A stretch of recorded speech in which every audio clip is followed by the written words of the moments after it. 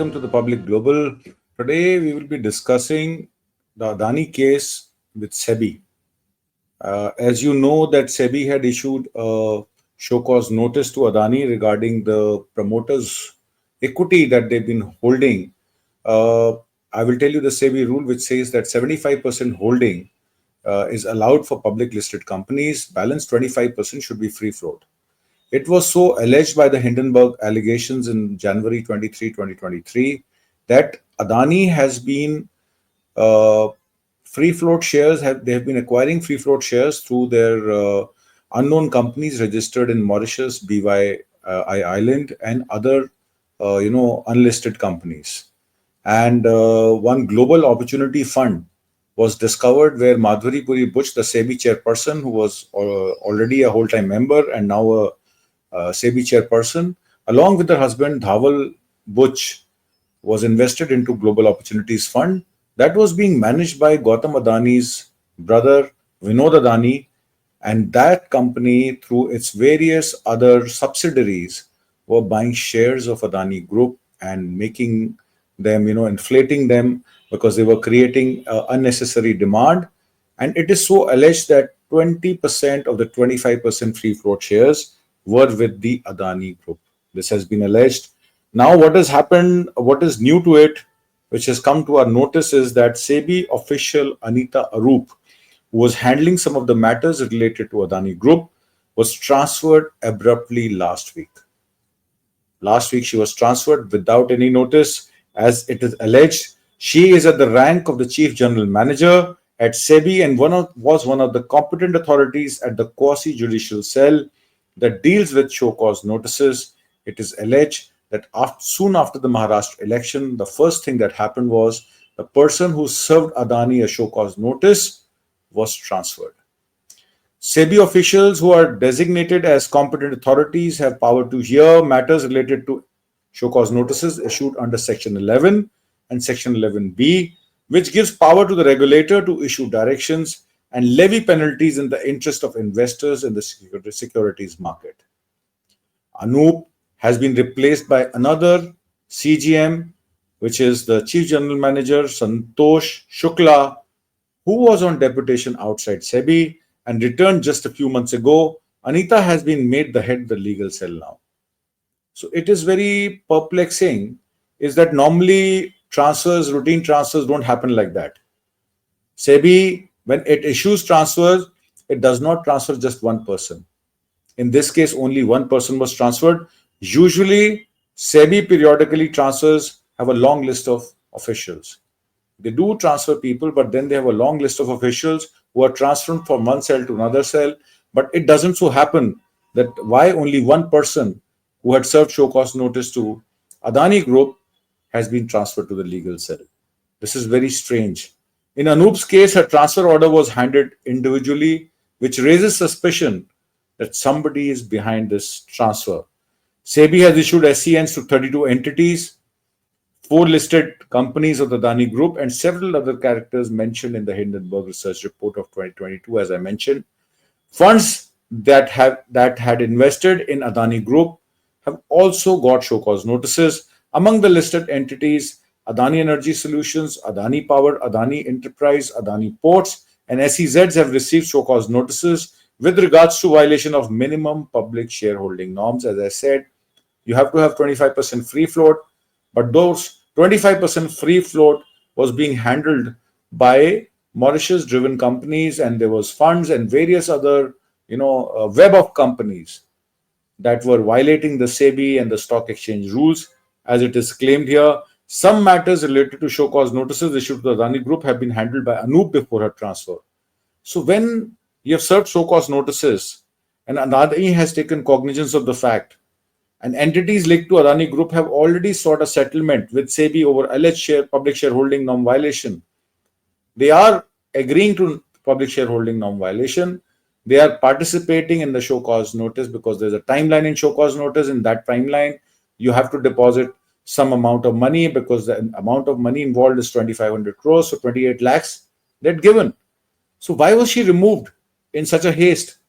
They filed settlement application following a show cause notice from SEBI. As I said, these actions involved key figures including Vinod Adani, who runs the Global Opportunity Funds, and various other companies that I will name. I will let you know which all companies are there, through which conduits all the investments into Adani shares were being made.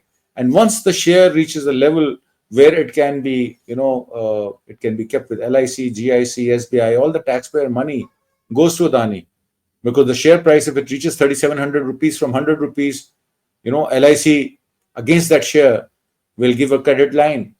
SBI will give a credit line.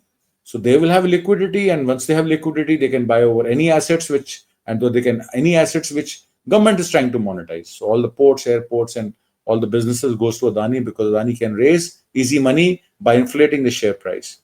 So this is the game that they were playing, and SEBI had unearthed. The investigation is not recent. It's not 2022 when the Hindenburg report came on January 23rd. This SEBI investigation has been going on since 2020. It's been 4 years since the investigation is going on. Supreme Court had authorized SEBI to be part of the monitoring committee and give a statement to the monitoring committee on 25 irregularities that were reported in the Supreme Court.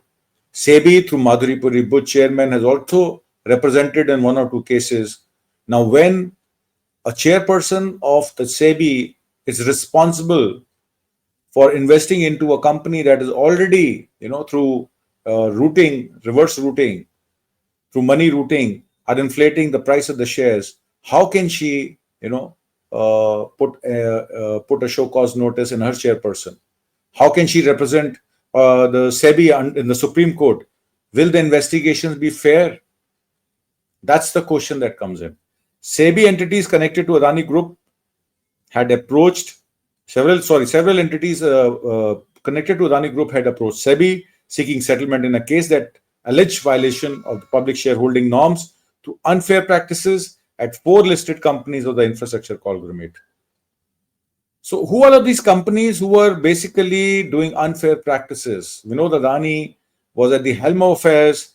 Emerging India Focus Fund is one company which we can shortly call EIFF, a Mauritius-based foreign portfolio investor that SEBI alleges linked to Vinod Adani.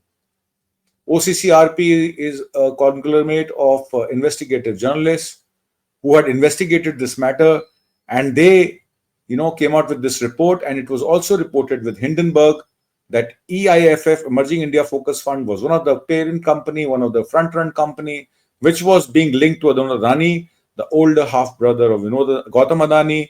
Last week, they paid 28 lakhs as settlement. This document is available with few of the investigation journalists. It came in public domain.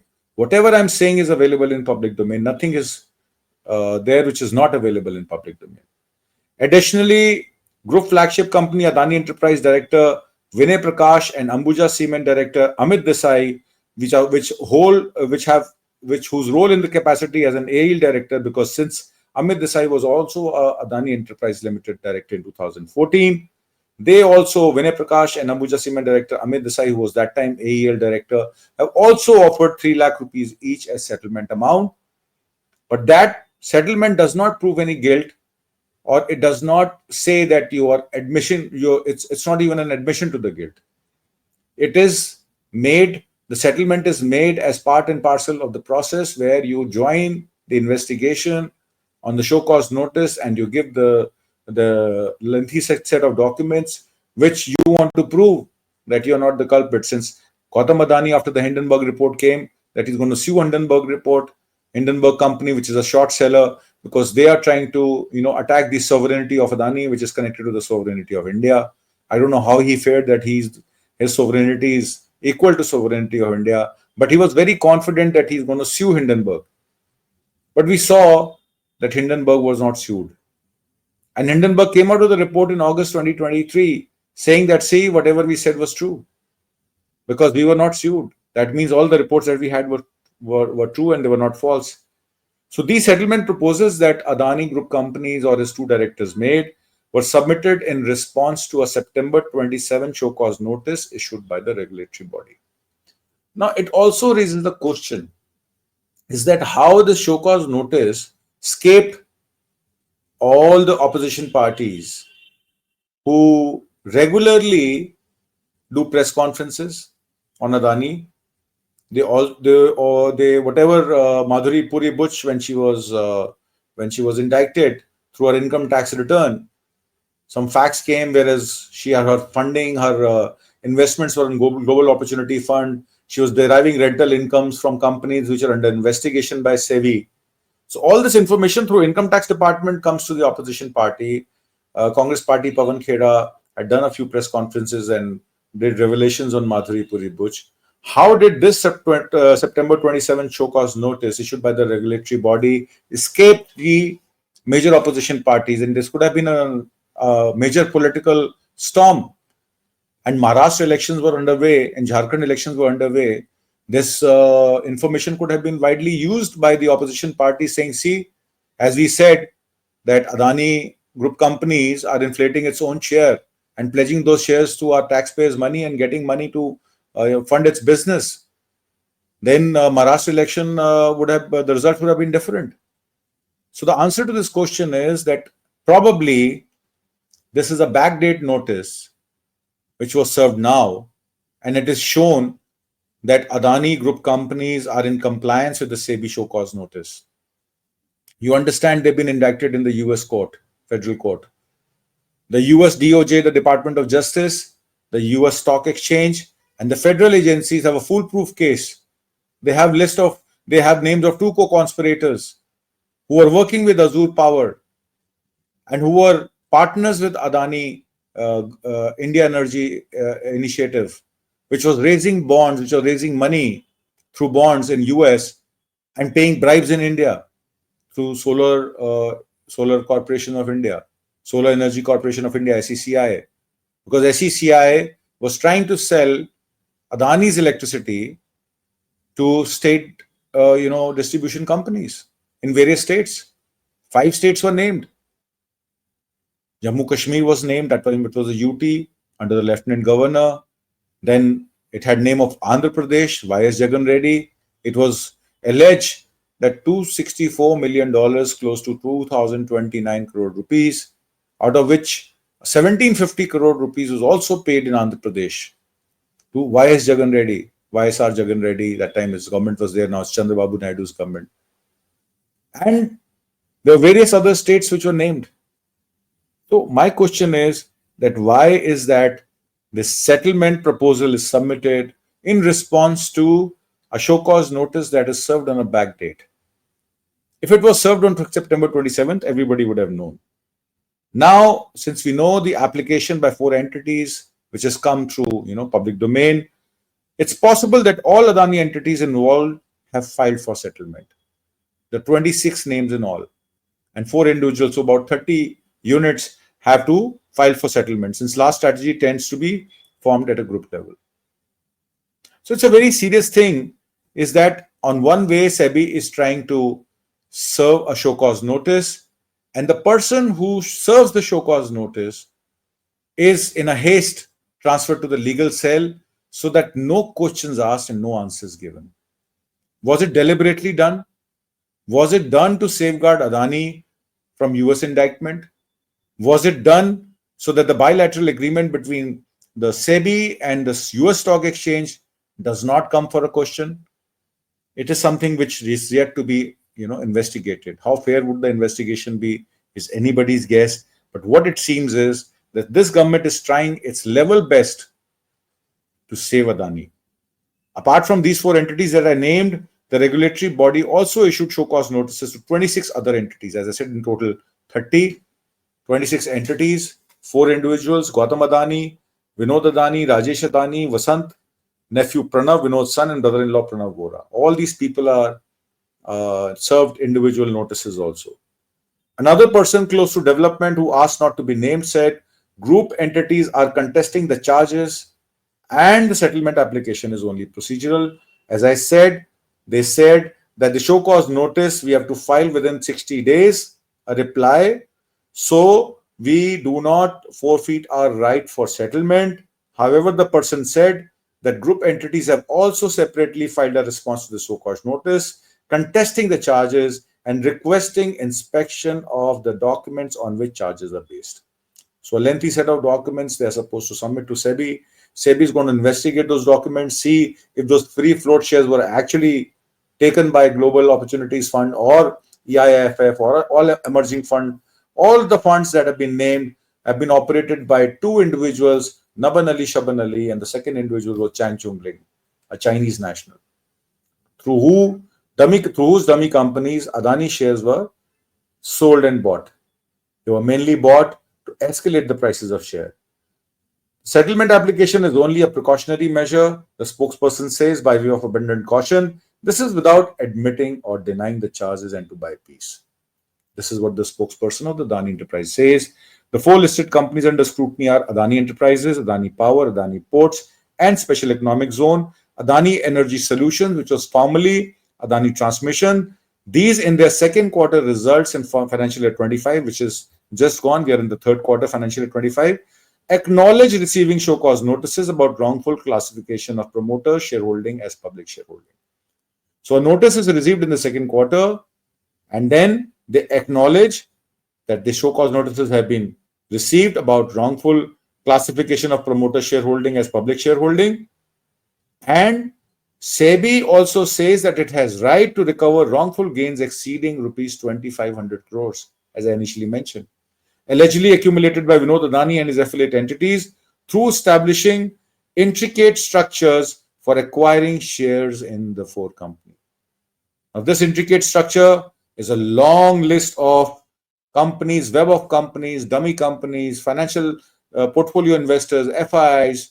And when you look at the beneficial owners of those FPIs, which is, and FIIs, you will know that Vinod Adani, Naban Ali, Shaban Ali, Chang Chung Ling, all these names resurface and surface again and again. And the company which came to the rescue of Adani, which is a GQG investment company, Rajiv Jain, his name also surfaces. And he and Vineet Jain is also indicted in the DOJ. Vineet Jain is indicted in the DOJ case. So why did GQG invest $8.1 billion over a period of last 4 years into the company and bought 5.24% stake is anybody's question.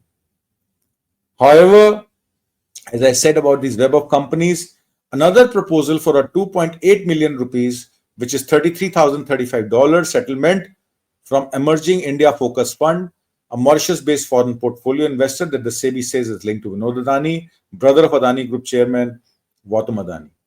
So he's also given a proposal to deposit this money and become part of the investigation through the show cause notice. Other recipients of the show cause notice include Gautam Adani's childhood friend and Adani Wilmer director Malay Mahadevia, Adani Green Energy managing director Vineet Jain, who was originally charged by the US for allegedly committing securities and wire fraud. As I said, security fraud, conspiracy for security fraud, conspiracy for wire fraud, and committing securities fraud. So 3 counts.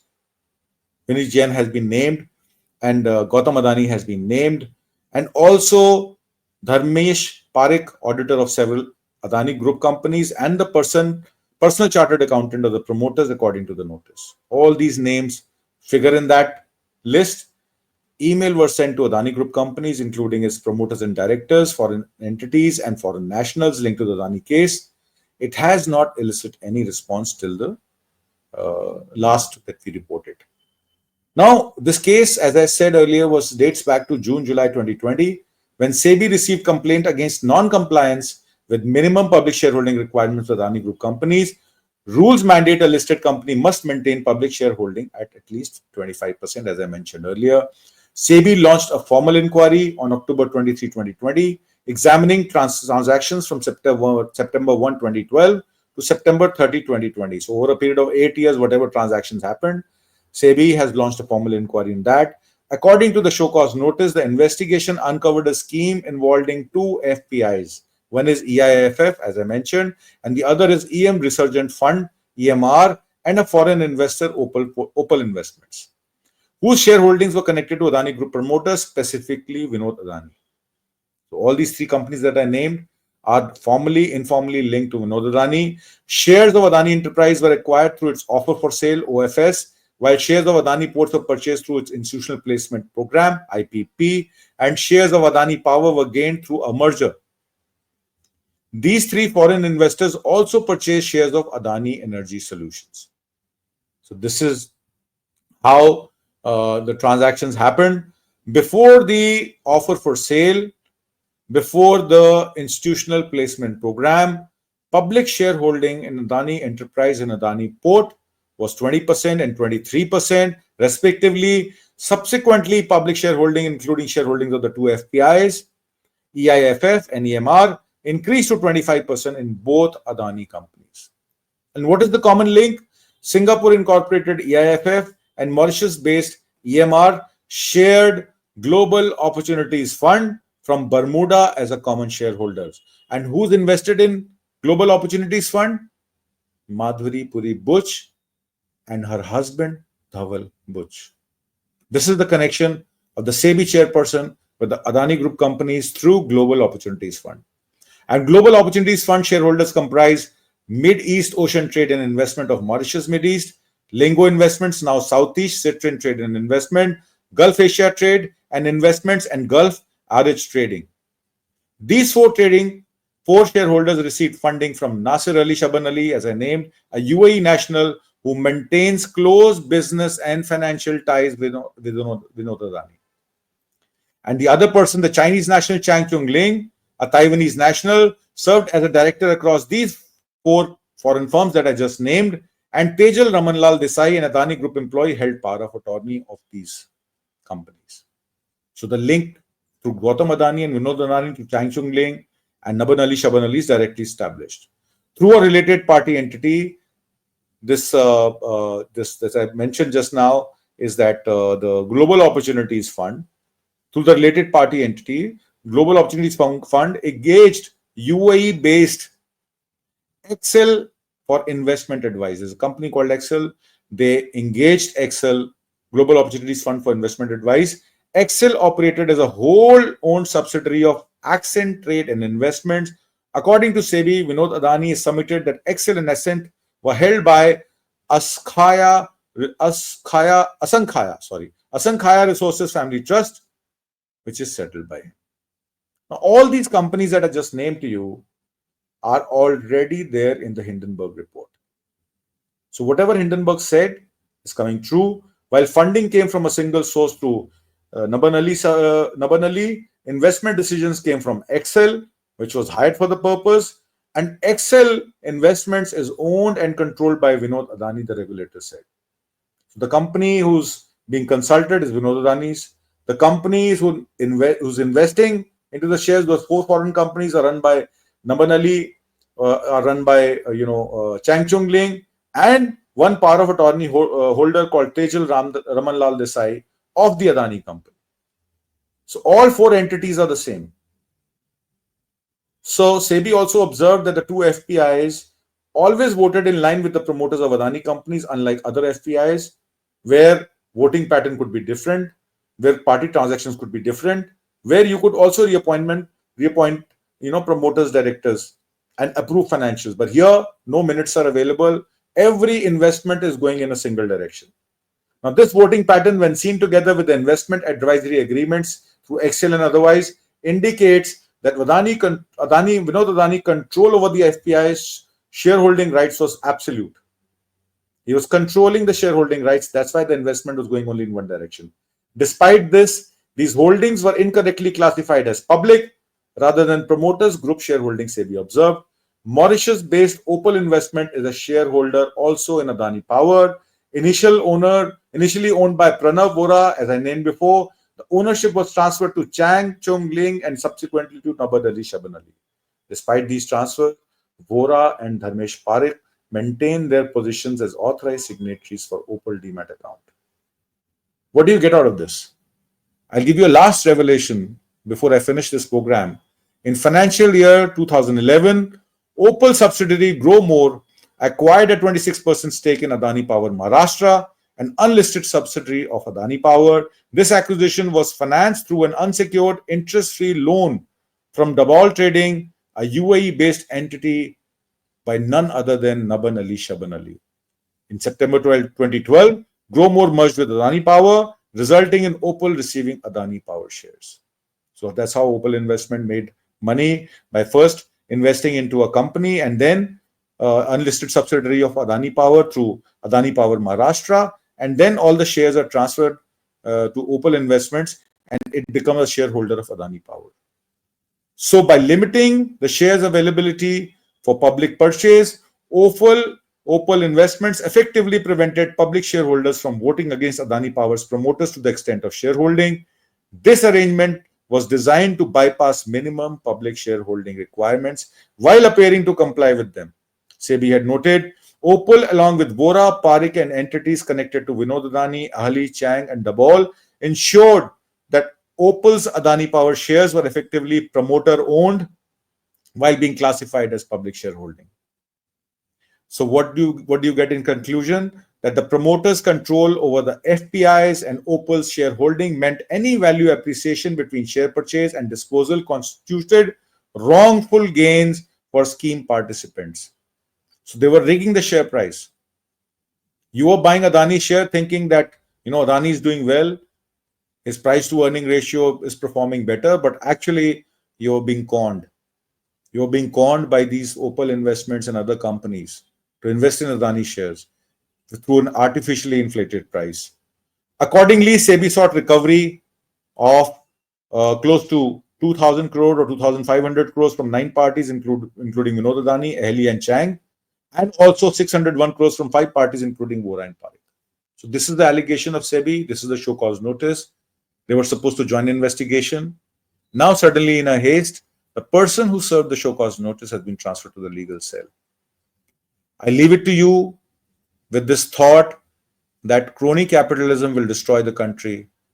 And how do we save the government? How do we save the governance? How do we save the country?